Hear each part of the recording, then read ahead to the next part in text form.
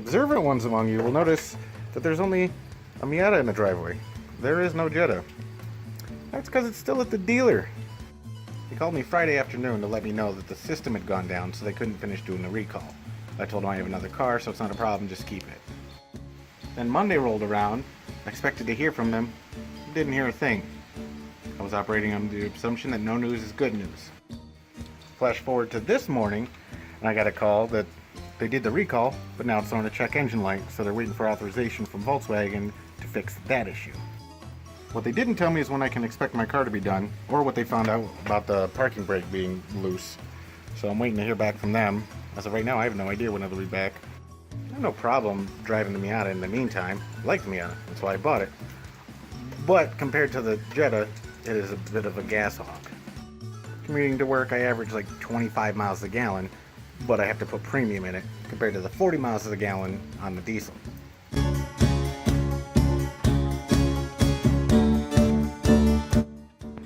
So I finally heard back from Matthews about the Jetta, and the news is mixed. They tell me my car's ready to be picked up, which is good. They also tell me the recall was not done, which is bad. Apparently, Volkswagen fucked up on the paperwork and listed it as the wrong category, I think is what he called it. Anyone who's ever owned a Volkswagen or ordered parts for one or worked on one knows that Volkswagen loves their mid-model year changes to the vehicles, which makes things impossible. For example, the Jetta is a 2010, and it's the Mark V body style. However, it's got a Mark VI interior, because reasons. Mechanically speaking, the Volkswagen is a Mark V, or the 2009 and earlier body, while the interior pieces are Mark VI, which is 11 and up. Pardon me while I relocate. I wasn't aware that I was going to be in the middle of a wedding, just trying to sit in the park.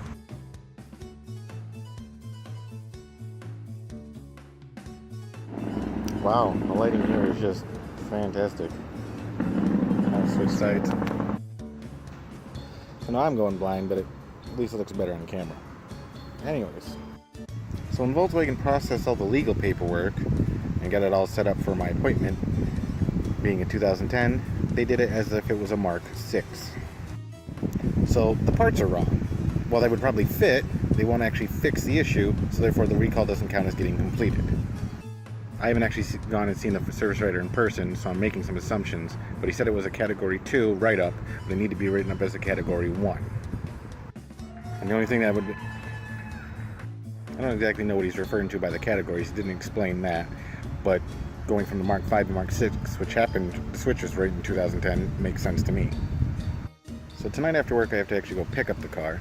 I think he said that they fixed the check engine light issue, hopefully for free. That would be awesome. I guess I'll find that out when I get there. As far as why the parking brake doesn't work for shit, that's because the cables are stretched out to the point that they need to be replaced. So thanks for that.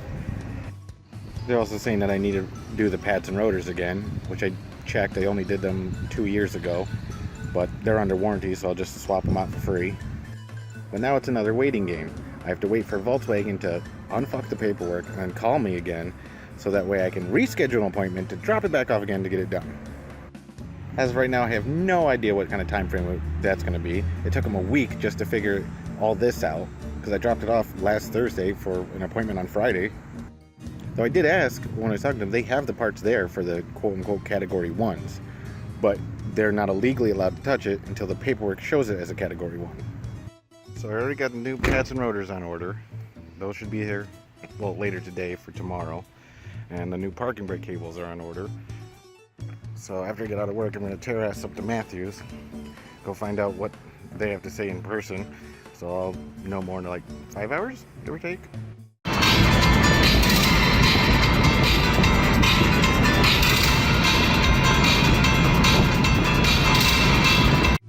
As you might have guessed, I made it to Matthews with a couple minutes to spare.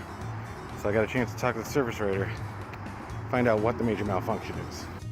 He confirmed it was a Volkswagen fuck-up completely, that they botched the paperwork and set it up for the wrong thing. And I was right, it is categories, Category 2 and 1. And more importantly, I found out what the difference between a Category 2 and a 1 is, and it has to do with what all gets replaced during the recall.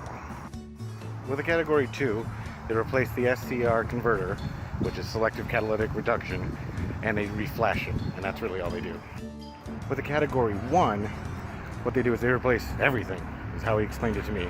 The DPF, both cats, the whole shebang. Plus they do the reflash on top of replacing all the stuff.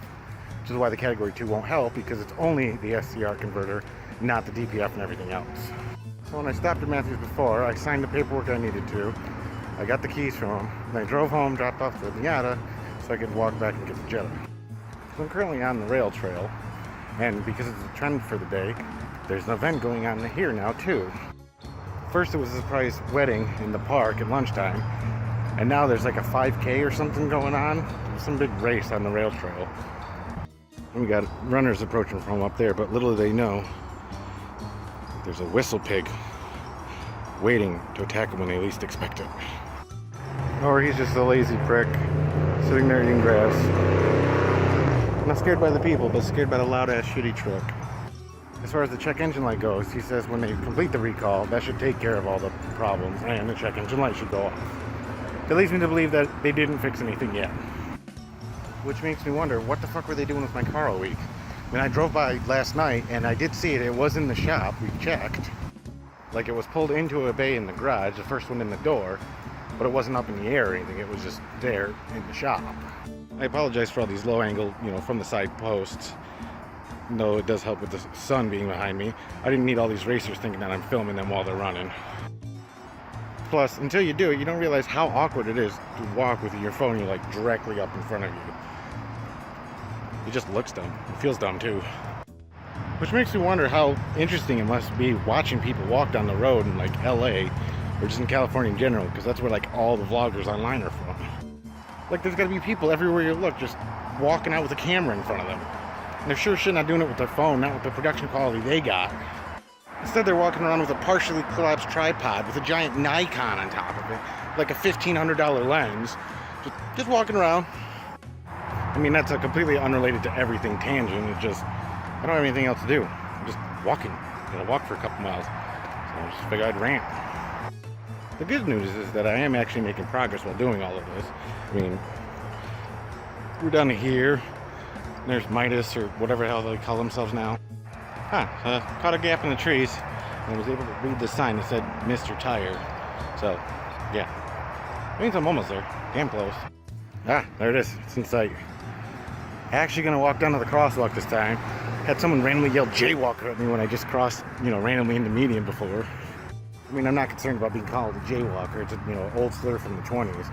I do care about getting hit, which is highly likely on the parkway, especially on a Friday afternoon. Just standing there, waiting, menacingly. Yes, that is a SpongeBob reference. Yes, I'm a 2-year-old. It's time for the money shot. Get in, fire her up. See if we got a check engine light still. Well, let's see. Technically, this is take 2, but... well, there's no check engine light. It took way longer to crank the first time around. I don't know why. Well, they fixed that, which is nice. But those motherfuckers broke my flux capacitor charger. It was definitely not like this when I dropped it off. I mean, it does still work. It still fluxes. I assume it still charges. I'll know in a second. Yes, it still charges. God, that fucking pisses me off. This is why we can't have nice things. Because other people will break the shit on you. Fucking Christ. I mean, it's not that it was expensive. It was like 20 bucks on ThinkGeek, and I can order another one. I better be able to order another one. If this thing is discontinued, I'm gonna flip the fuck out.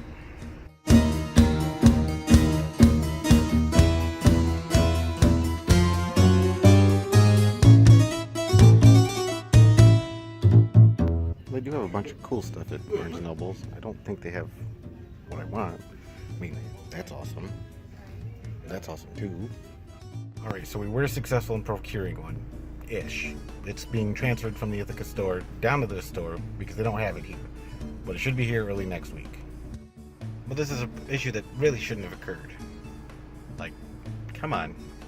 It's what were you doing anywhere near my shifter? I mean, they already told me that they're going to be sending me a survey, which I could be a complete douchebag and just, bomb them on that. They had it for a week. They didn't fix anything. They broke my charger. But don't do that. Don't ever do that. It doesn't affect, me at my job, but, you actually fuck with people's paychecks if you bomb the survey. The things I read online are to be believed, and of course, as we know, everything online is true. Giving them anything less than a perfect on the survey, they can lose their bonus for the whole month. So I'm definitely not doing that. Not over, a $25 charger. But the service manager said he was going to send me a follow-up email. I assume that goes directly to him. I'm definitely going to bring it to his attention. I mean, it'd be nice if they reimburse me, but that's not the point of it, just so that he knows, like, for other customers who don't work in a dealership. Like, I have no problem with Matthews. They've always been decent when I've dealt with them. Just stupid things like this. Like, the system goes down. Oh, we can't give you a loaner. Oh, we broke shit. We broke shit and didn't tell you. Now that I think about it, the part that they apparently did fix costs way more than my charger does. I know it seems like I'm making a big deal over a charger, but it's my charger. My flux capacitor. I love Back to the Future. I was so stoked when I got that thing. I mean, I went full nerd and made like a little reveal video to the theme of Back to the Future. Probably still have it on my phone. Okay, so I do still have it on my phone. I think I posted it to YouTube once, but I got flagged for copyright. So I'm just gonna recreate the first like 7 seconds or however long the snap is.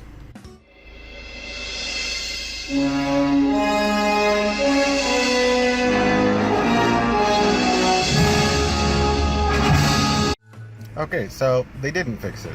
They just cleared the codes. So, once again, what the hell did they do to my car for an entire week? Oh yes, this is so happening.